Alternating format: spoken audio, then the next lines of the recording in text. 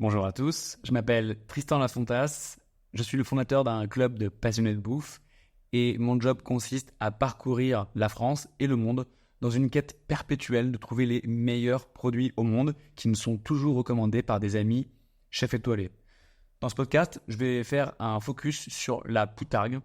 Au moment où je l'enregistre, je suis encore à Athènes, en Grèce, où j'ai eu la chance de rencontrer beaucoup de producteurs dont j'ai déjà parlé, notamment dans le podcast précédent, les pistaches, les olives, mais aussi la feta dont je vous parle.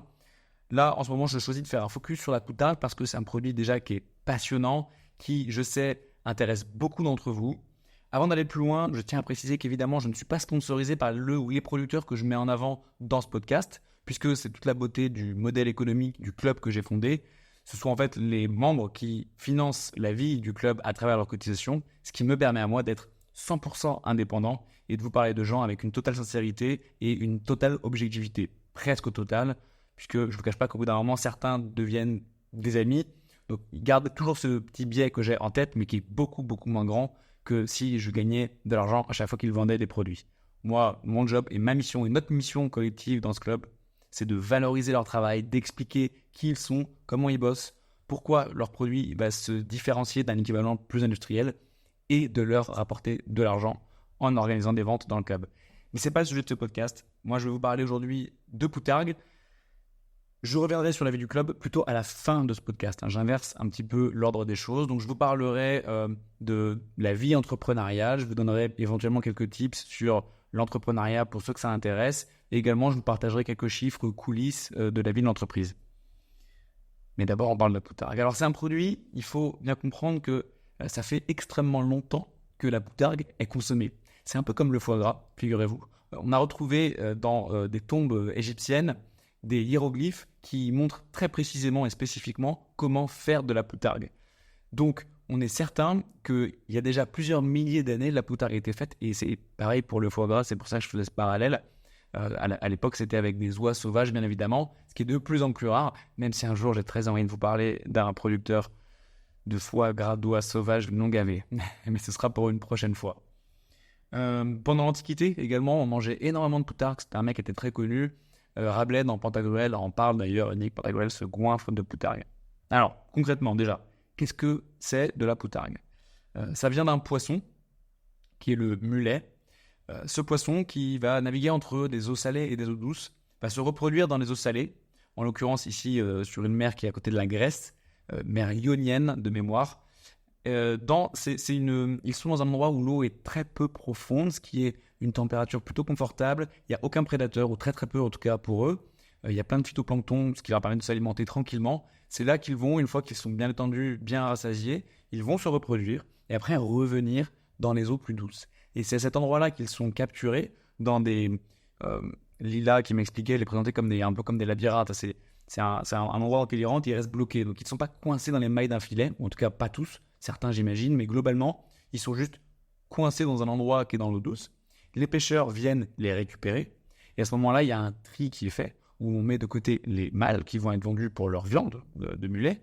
Et puis de l'autre côté, les femelles qui se sont reproduites, on va récupérer ce qu'on appelle la rogue du mulet. La rogue, c'est la poche dans laquelle il y a les œufs. Et c'est cette rogue qui va ensuite être transformée pour devenir une poutargue.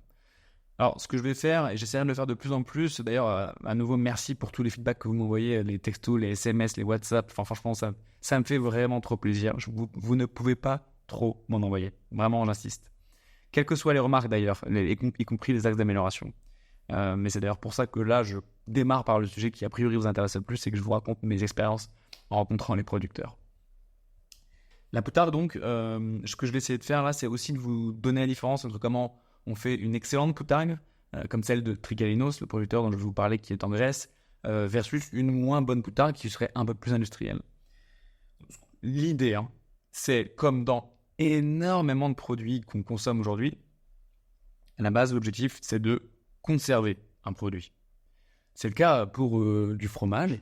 On a du lait qui est frais, mais vous le savez, si on laisse un verre de lait sur la table pendant quelques heures, ou au pire quelques jours, il tourne, il est imbuvable. Donc, il y a très longtemps déjà, des gens se sont posé la question de savoir comment conserver du lait, et ils se sont rendus compte, a priori on pense que c'est en le mettant dans la caillette qui est un des estomacs de l'animal, en le mettant dedans juste comme support de conservation. Ça servait de poche dans laquelle on mettait le lait. Il restait un peu de présure animale qui permet à l'animal de digérer le lait. Donc en le mettant là-dedans, ils se sont rendus compte que ça faisait cailler le lait et que donc ça faisait perdre de l'eau et que donc on pouvait le garder plus longtemps. A priori, c'est comme ça qu'on a commencé pour la première fois à faire du fromage. Objectif, conserver. Puis après, il y a plein d'autres méthodes. On déshydrate, on ajoute du sel, on le presse. Voilà. Moi, je fais une parenthèse sur le fromage. Mais si on revient à notre poutargue, c'est la même chose. Des œufs frais de poisson qui sont blindés de bonnes choses. C'est blindé d'oméga 3, de sels minéraux, c'est des bons gras. Enfin, c'est fantastique. C'est ce qui paraît assez évident. Hein. D'ailleurs, l'œuf de poule, en termes d'apport en nutriments, c'est ce qu'il y a de mieux. C'est en termes, par rapport à toutes les viandes, il y a tous les acides aminés dont on a besoin, nous, en tant qu'êtres humains. Alors qu'ils ne sont pas forcément tous présents dans la viande ou dans le poisson. Dans l'œuf, il y a tout. Donc on veut préserver ça, parce qu'on sait que c'est génial. Mais comment on fait ? Et en l'occurrence, comme pour le fromage, on va le saler, le presser. En gros, l'idée, c'est de retirer de l'eau. Moins il y a d'eau dans un produit, moins il y a de risque de développement de bactéries ou de moisissures. Concrètement, pour la poutargue, on la sort de la rogue. La première chose qu'on va faire, je vous donne la version où on le fait. Qu'est-ce que je donne comme version ? Je donne d'abord la version un peu industrielle. On la prend, on la sale, on la met dans beaucoup de sel pour qu'elle se déshydrate à fond. Ensuite, on la sèche dans un four ou au soleil, à l'air libre. Et puis ensuite, on va la mettre dans un sous-vide en plastique. Bam, vous avez une poutargue, elle est déshydratée, bien salée.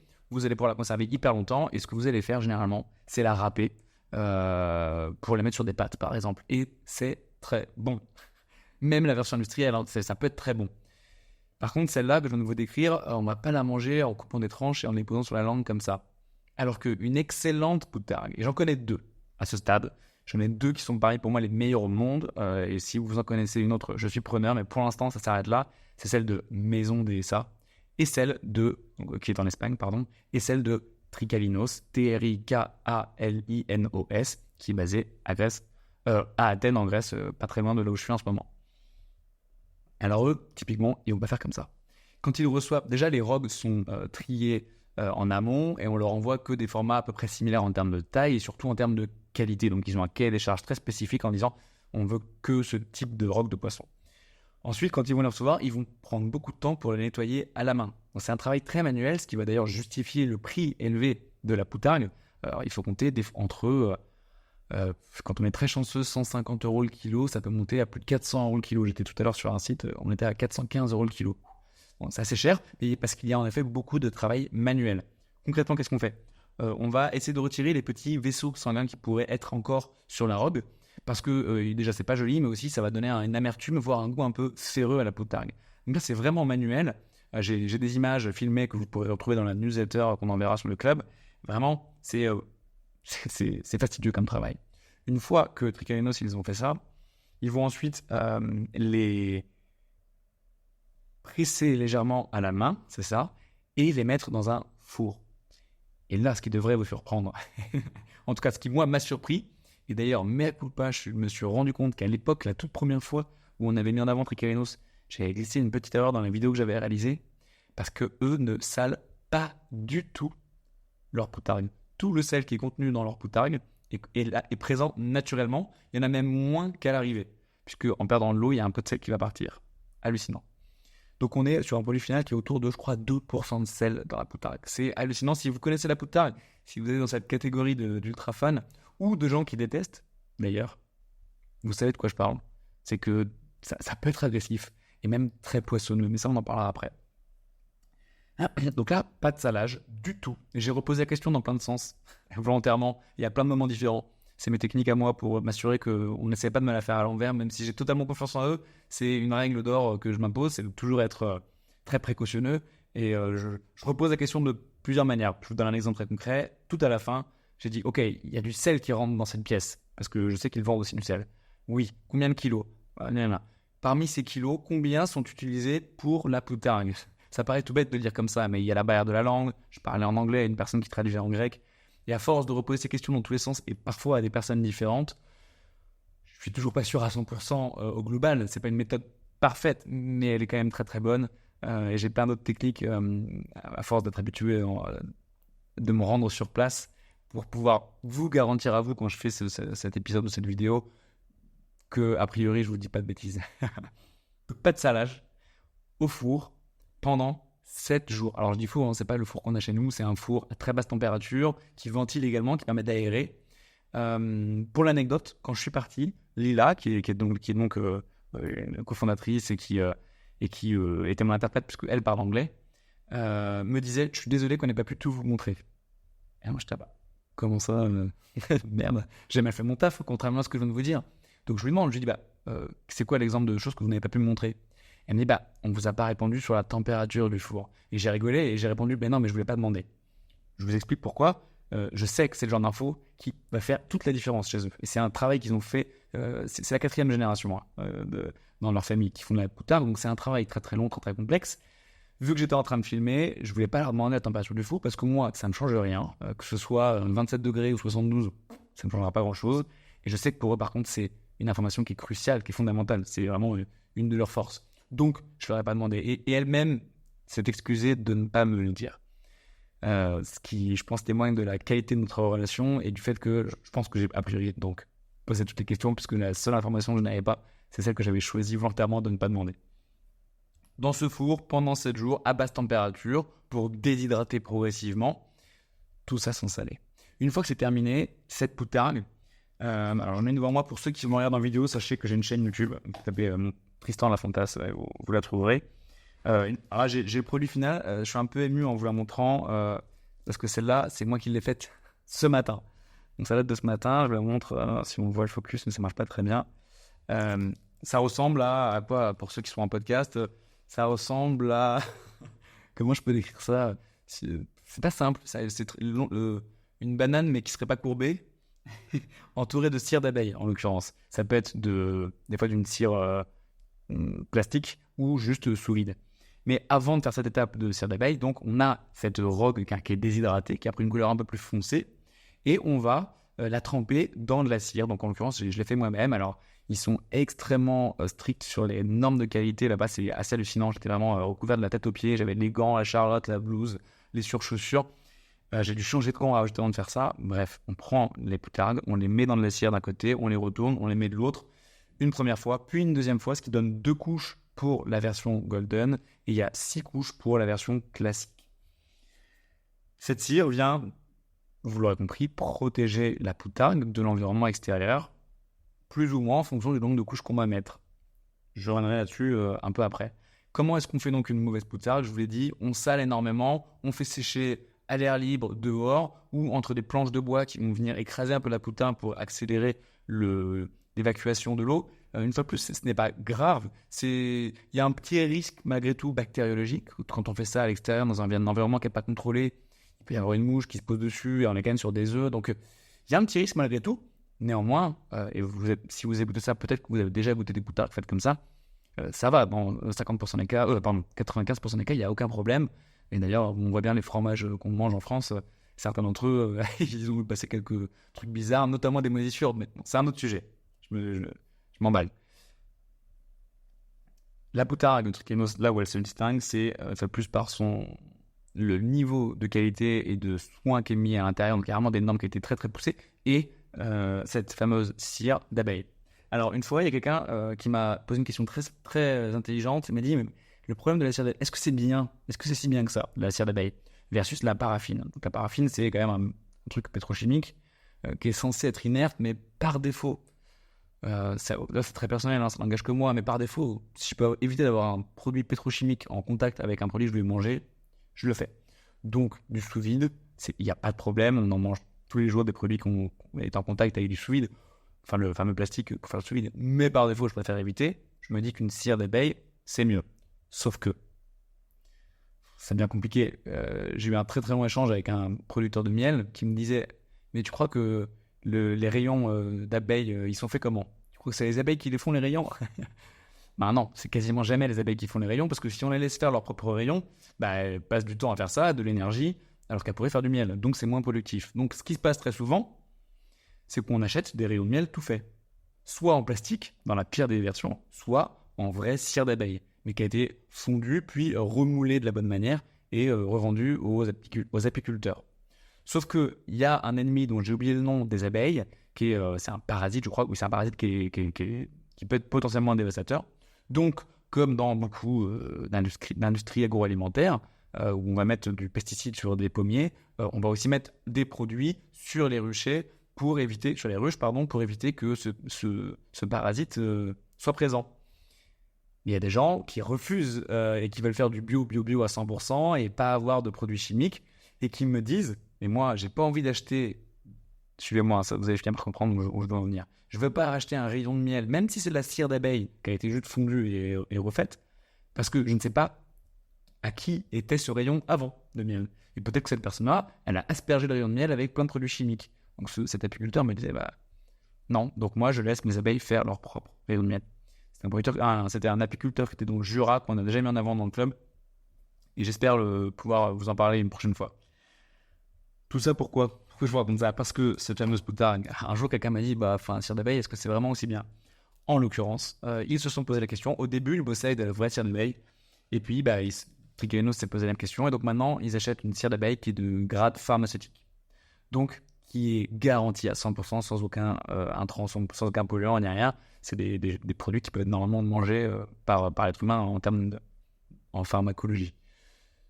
Donc là, vous l'aurez compris, en termes de poutargue, on est vraiment au top du top de ce qui se fait. C'est un produit vraiment fantastique. Et comment ça va se traduire dans votre palais quand vous allez goûter? Je vous le disais, une poutargue classique, elle va être très vite sèche et très salée. Souvent, ce qui est annoncé sur l'étiquette, c'est 8-9% de sel. Ce que me dit Tricalenos, qui ne sont clairement pas objectifs, c'est que c'est souvent en réalité beaucoup plus que ce qui est annoncé. Et je leur dis, mais comment vous le savez? Ils me disent, au goût. Donc ils ne sont pas objectifs, il faut se le dire. En même temps, ça fait 4 générations qu'ils font de la poutargue, ils connaissent bien le sujet. Et ils ne sont pas du genre à trop bitcher sur leur concurrence. C'était juste un échange qu'on avait ensemble.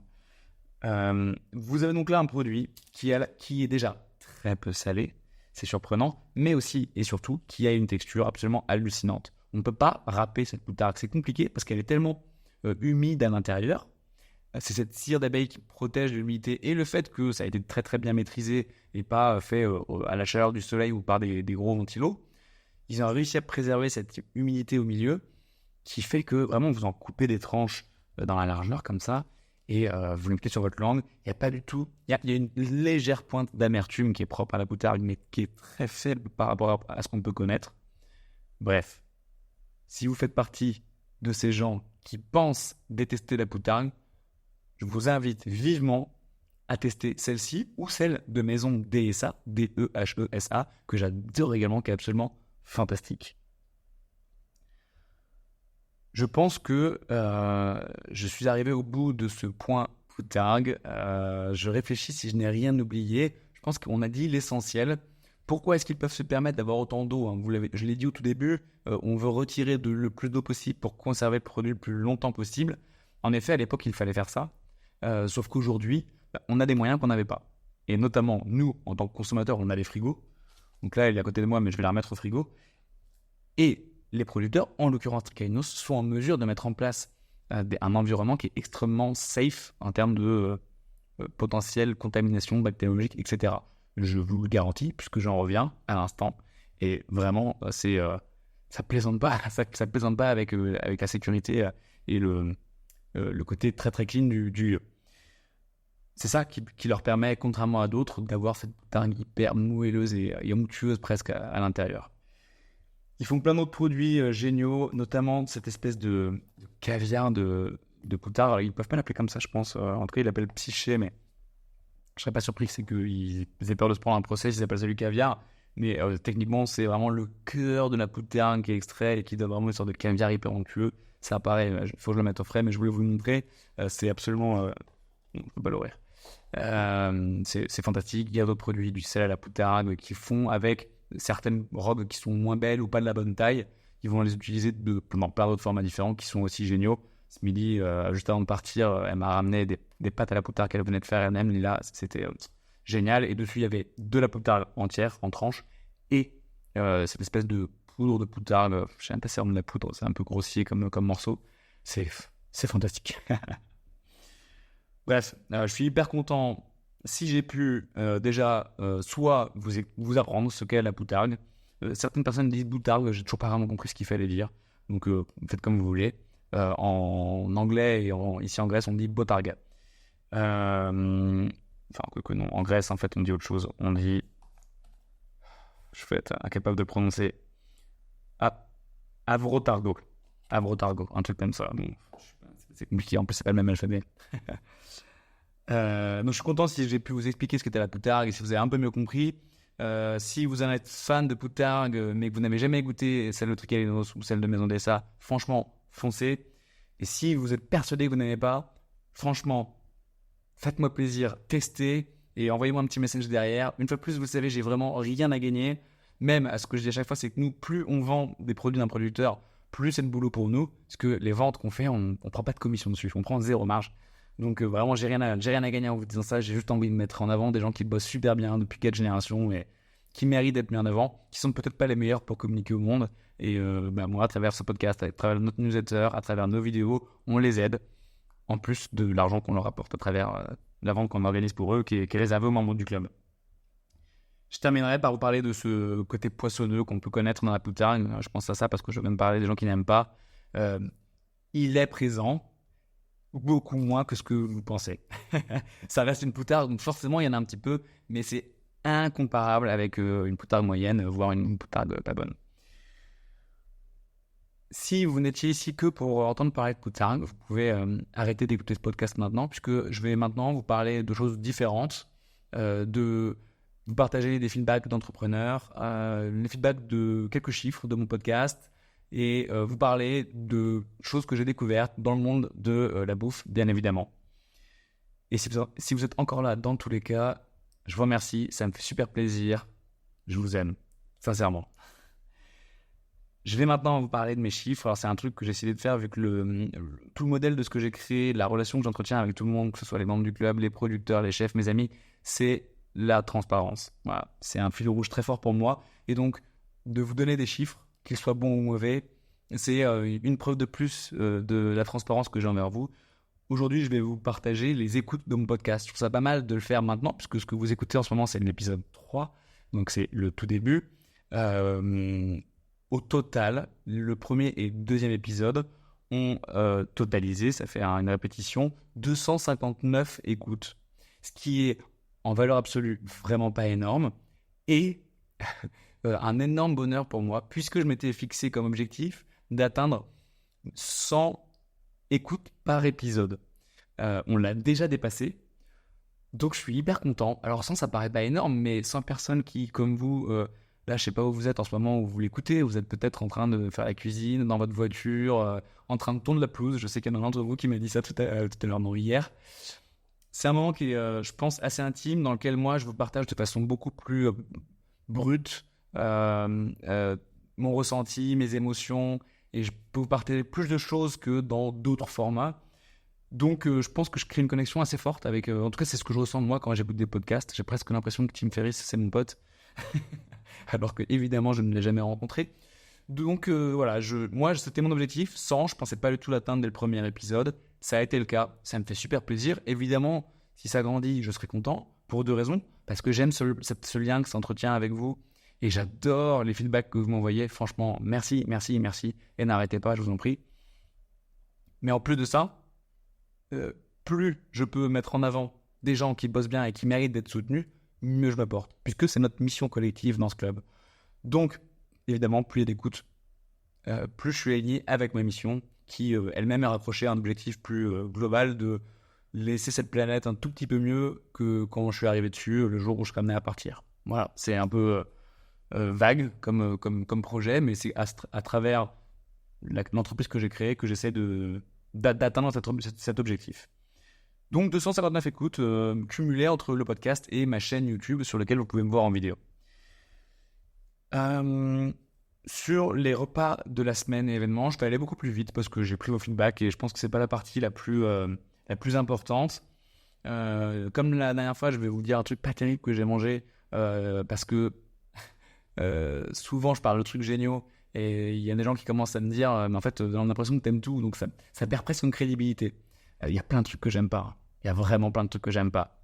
Néanmoins, euh, je passe beaucoup de temps à chercher les producteurs que je vais rencontrer. Donc c'est rare que j'arrive chez un producteur et que ce soit mauvais, très rare.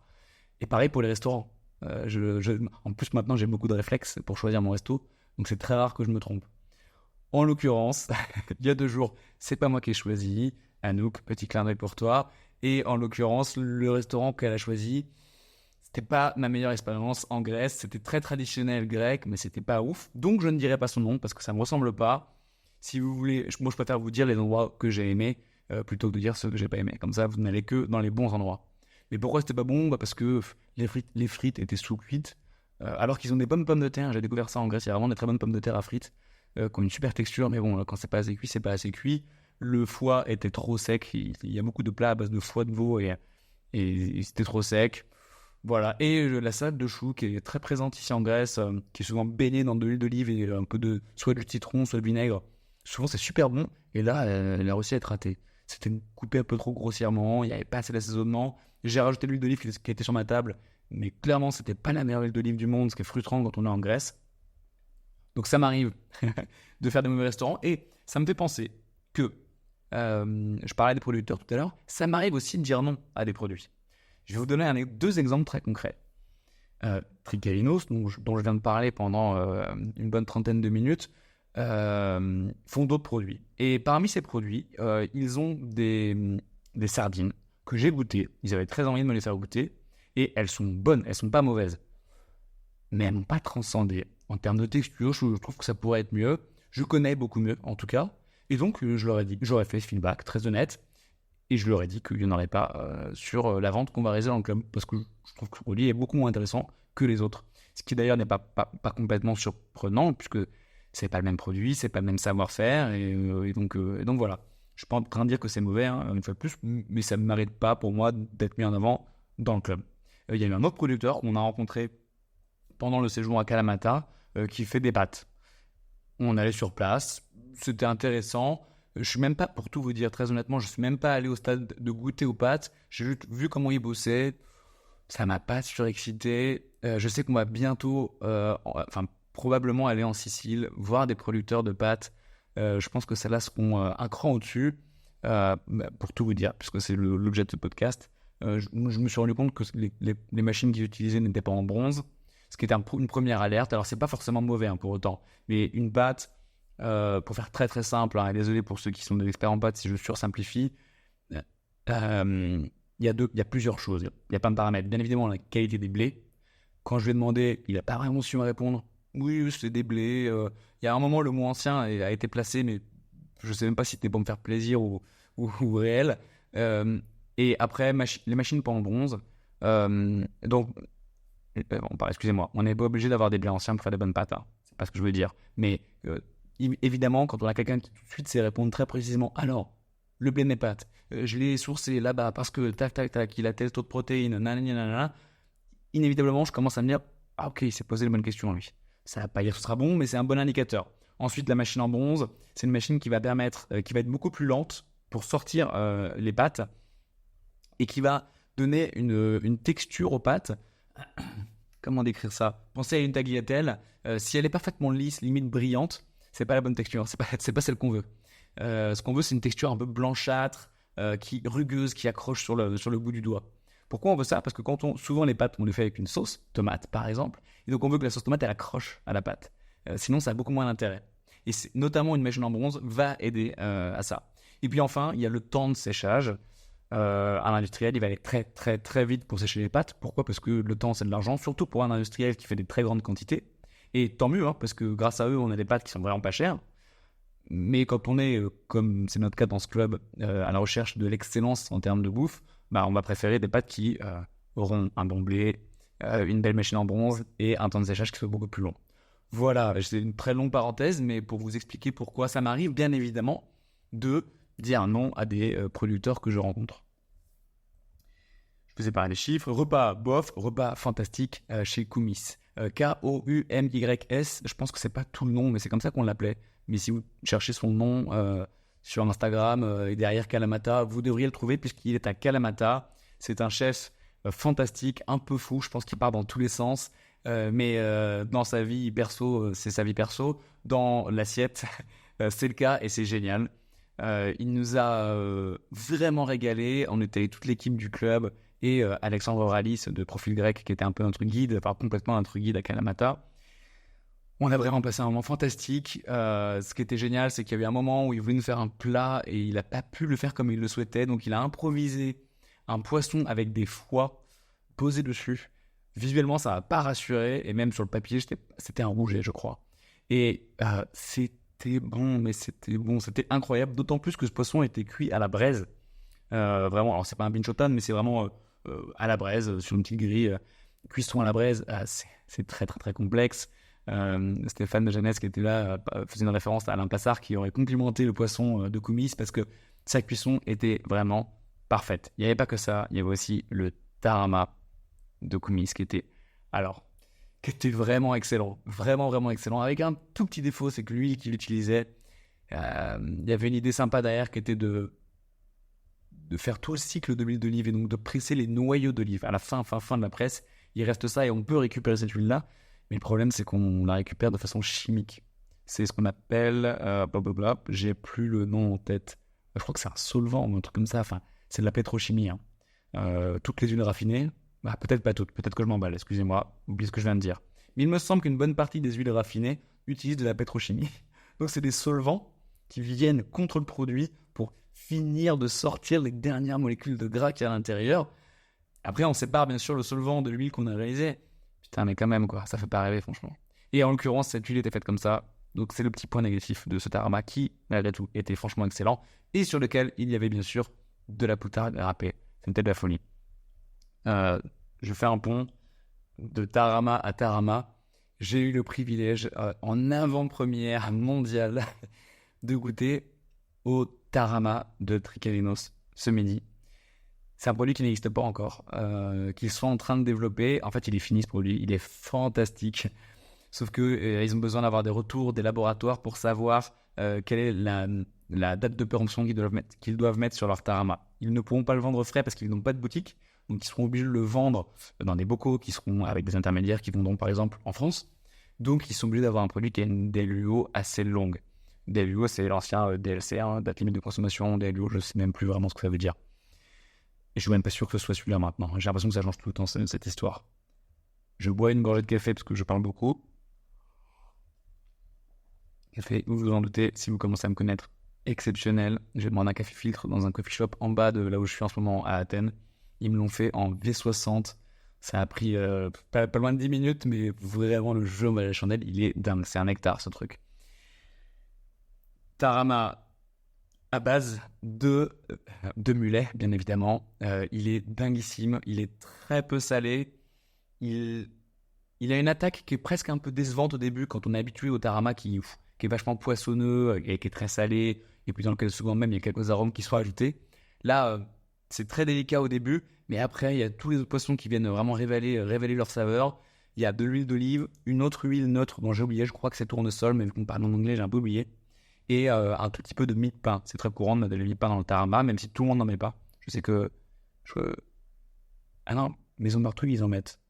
Ah, j'ai rencontré un producteur récemment qui n'en met pas, mais je ne sais plus lequel. Un peu de mie de pain, et je crois une pointe de citron, de jus de citron à l'intérieur. Bref, il est exceptionnel. Pourquoi je vous dis ça? Déjà parce que je suis content de vous partager ça. J'adore le tarama. D'ailleurs, pour les plus aguerris, vous aurez remarqué que c'est la même racine que le prénom de mon chien Tara, et ce n'est pas un hasard. Et ce n'est pas un hasard. C'est une histoire, un peu une private joke avec Mathilde, qui était fan de Tarama quand elle était ado, et quand on a dû nommer notre chien, on était plein d'amis, pas mal sous, et à la fin il y a quelqu'un qui a dit mais Tara. Et on a trouvé ça génial. Donc voilà pourquoi Tara s'appelle Tara, et voilà pourquoi je suis fan de Tarama en termes gustatifs, mais aussi émotionnellement. Ceux qui voient la vidéo se rendent peut-être compte que je suis un peu ému en vous parlant de tout ça. Je termine là-dessus, voilà. Et maintenant, de quoi je vais vous parler? Tac, tac, tac. Ah bah ouais, je vous avais promis à chaque fois un truc un peu geek, qui n'a rien à voir avec la bouffe, hein, le sujet geek. C'est parce que c'est ma passion. C'est pour ça que tout à l'heure, je vous ai dit, vous pouvez partir hein, si vous voulez juste entendre parler de poutargue. Un truc geek, pourquoi? Parce que je suis un gros geek. Et là, je vais vous parler de ce chef-d'œuvre, de cet outil technologique fantastique qui s'appelle Adobe Podcast Enhancer. Je vous en parle parce que je l'ai découvert récemment puisque je me suis lancé dans l'aventure du podcast. Vous le savez, vous êtes en train de l'écouter et a priori, ce que vous écoutez là, si vous avez des bons écouteurs, un bon casque, des bons AirPods, je dois avoir une voix assez claire. Il n'y a pas du tout d'écho et vous n'entendez pas de bruit extérieur. Alors que pourtant, je ne suis pas dans un studio. Ceux qui sont sur YouTube le voient. C'est en fait Adobe, c'est Adobe. Comme Illustrator, Photoshop, etc., qui ont créé un outil avec de l'intelligence artificielle qui vous permet d'uploader un fichier audio ou vidéo et eux, ils font de la magie derrière et ils vous renvoient un fichier qui est ultra clean. Ce qui me permet là d'enregistrer ça avec un micro. Alors, c'est quand même un micro de très bonne qualité. Je pense qu'il coûte bien 180-200 euros. C'est un micro Sony qui est amplifié par ma caméra qui, pour continuer sur les sujets geeks, est une Sony ZV-E1, pour ceux que ça intéresse. Donc c'est déjà un très bon micro, mais malgré tout, si jamais j'y pense à l'édition, là tout de suite maintenant, je basculerai sur l'enregistrement du micro, pas modifié par Adobe. Et vous verrez la différence de qualité de son. C'est quand même complètement écoutable, bien évidemment, mais je sais le plaisir que c'est d'avoir un podcast avec un son de bonne qualité. Je voulais partager cet outil avec vous. C'est un outil qui est payant. Ça coûte, je crois, 12 balles par mois. Si je me tiens à mon podcast par semaine, ça fait pas cher, 3 balles par podcast. Ouais, c'est ça. J'ai eu peur de faire un mauvais calcul. Donc voilà, mon petit moment geek, évidemment, je continuerai ça parce que vous l'aurez compris, j'adore.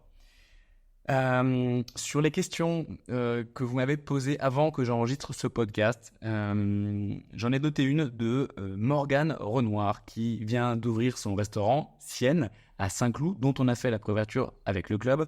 Elle l'a ouvert avec son mari, Baptiste Renoir, que peut-être vous connaissez grâce à Top Chef dans lequel il était. La question qu'elle m'a posée, qu'ils m'ont posée, j'ai l'impression, parce qu'il y a un « si, nous, on a une question. Comment tu fais pour manger autant en étant tout mince ?» Alors, je sais ce que vous vous dites. Le mec, il choisit complètement ses questions. Oui, vous avez raison. Je choisis mes questions. Mais bon, j'en reçois pas non plus 10 000. Donc le choix est assez facile. Et au-delà de l'intérêt de pouvoir dire à tout le monde « Eh ouais, j'arrive à manger beaucoup et à ne pas trop grossir », c'est aussi, j'ai choisi cette question parce que, je vous jure, c'est une question qu'on me pose extrêmement souvent. Donc Morgane, merci de m'avoir permis de répondre à cette question à plus de gens que seulement toi. Déjà, qu'on se dise, je pense que j'ai de la chance, c'est la génétique. Il faut arrêter de faire le malin. C'est comme ces vidéos de mecs là qui ont des abdos incroyables et qui te disent ah, mais c'est simple, il suffit juste de moins manger et les abdos ils apparaissent tout seuls. Je vous jure, c'est pas une blague. Il y en a beaucoup qui disent ça. C'est assez énervant. Non.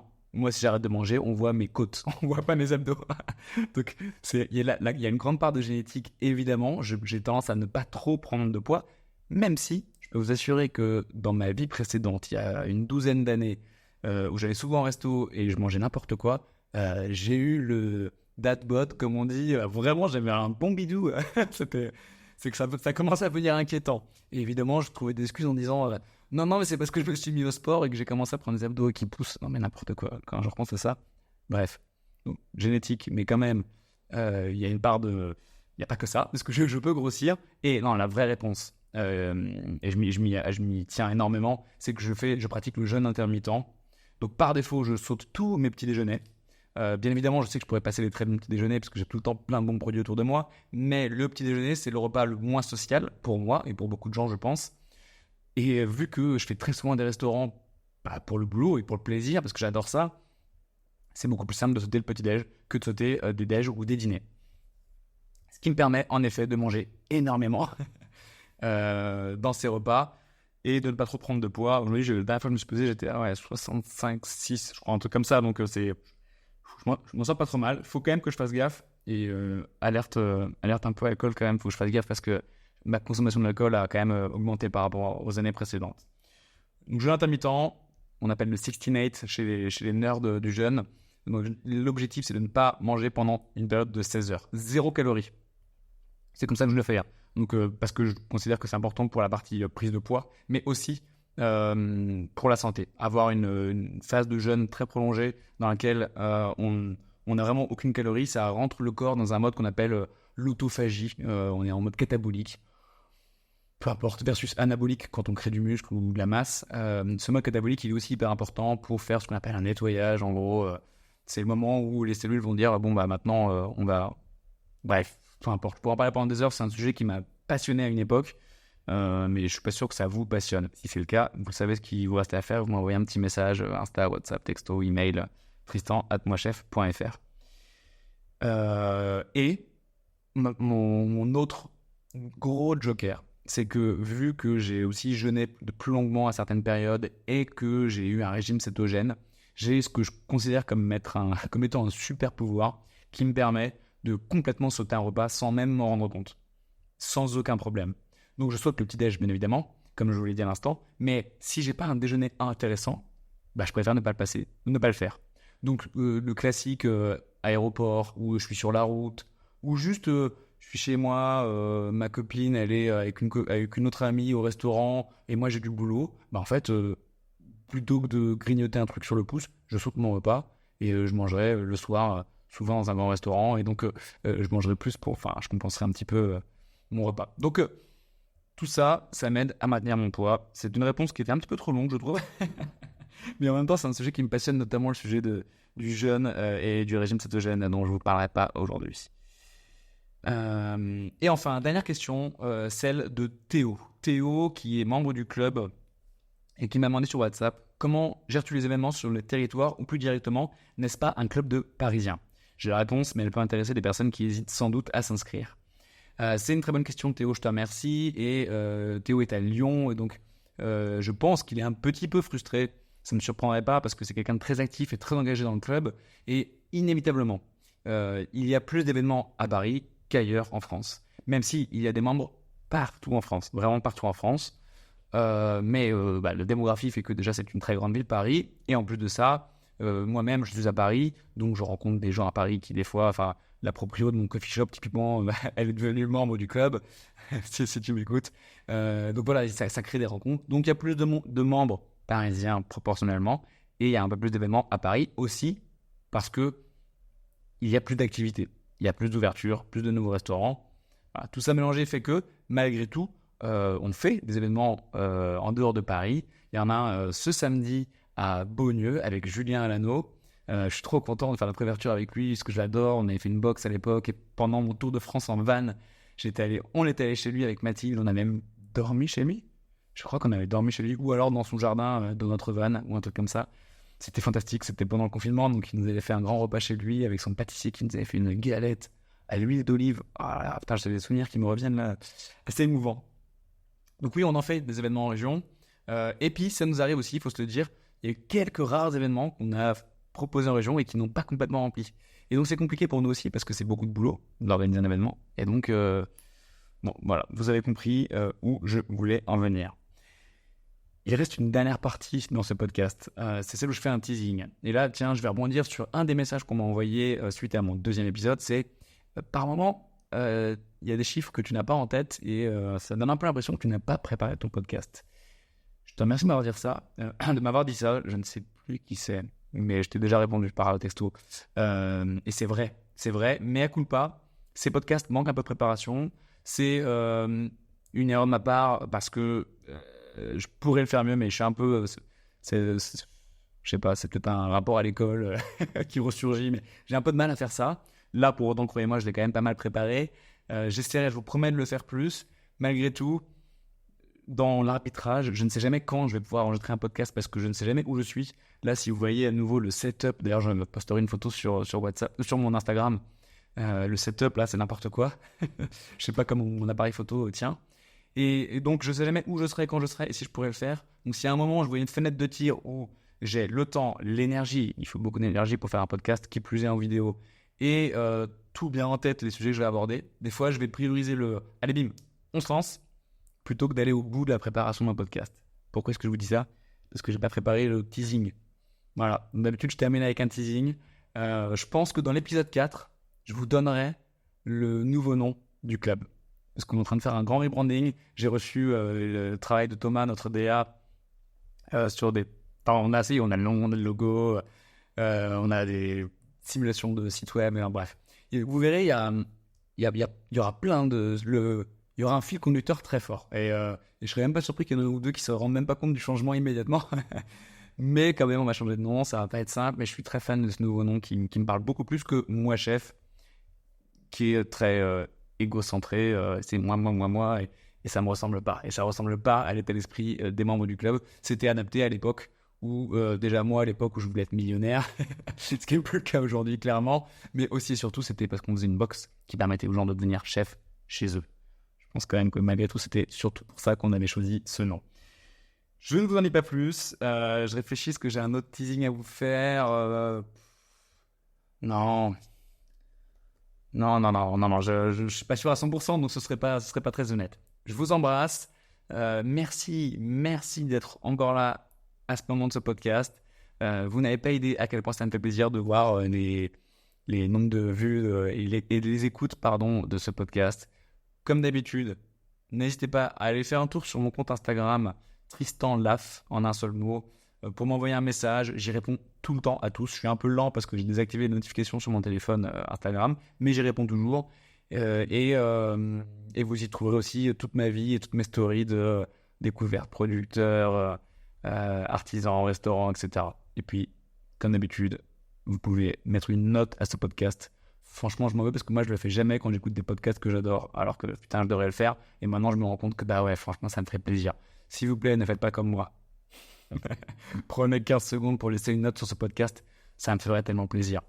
Et ou à m'envoyer un petit message, même si c'est un petit vocal, j'adore ça.